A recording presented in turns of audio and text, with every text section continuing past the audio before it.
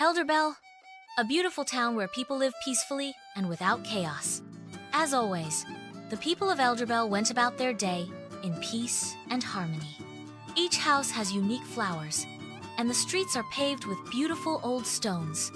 In the midst of the peace of Elderbell Village, the shadow of chaos is approaching.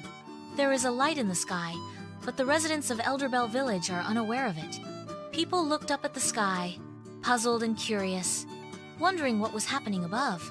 A little witch soared through the sky on her broomstick, completely at ease, as if the clouds were her second home. As Mina soars above the fountain in the village, her broom begins to shake and smoke rises. She crashed into the village fountain, and the villagers gathered around, staring at her with puzzled eyes. She introduced herself to the villagers, saying her name was Mina, a young witch in training.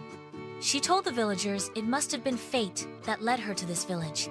She told everyone she would be staying in the village for a while, and that she was happy to help with any troubles that arose, for this, after all, was part of her training. The children eagerly begged Mina to show them a bit of magic. She pulled out her spellbook and began casting a spell with confidence.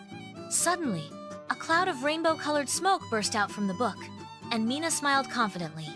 As a result of the spell, several chickens and frogs appeared, floating in midair. The villagers stood with their mouths agape, shocked by what had just happened. Mina was so shocked by what had happened that she stood there, her mouth hanging open in disbelief. Mina gave a sheepish smile and mumbled to herself, "Not again." On one side, the frogs that had emerged from the spell were hopping all over the village. On the other side, the chickens that had emerged from the spell were running frantically, causing a commotion throughout the village. The villagers walked along the paths the chickens and frogs had taken, their faces filled with sadness and a sense of hopelessness. Mina felt a wave of sadness wash over her and quietly mumbled, "Oh no, I just wanted to conjure a few flowers."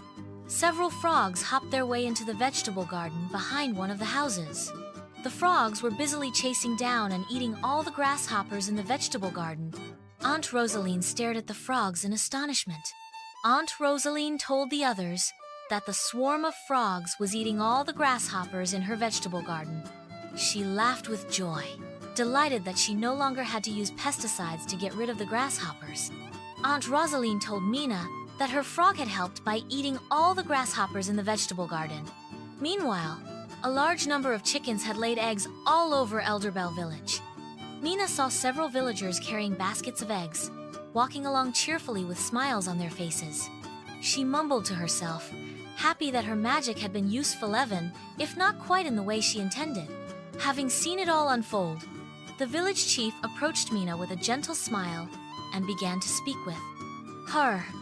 The village chief kindly told Mina that he had an old house no one was using, and she was welcome to stay there as long as she needed.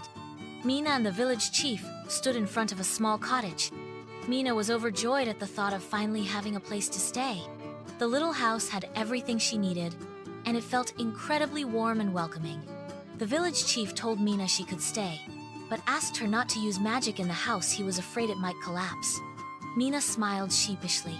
That evening, Mina happily wandered through the village market, enjoying the lively atmosphere. At the market, Mina ran into Toby, a young village boy.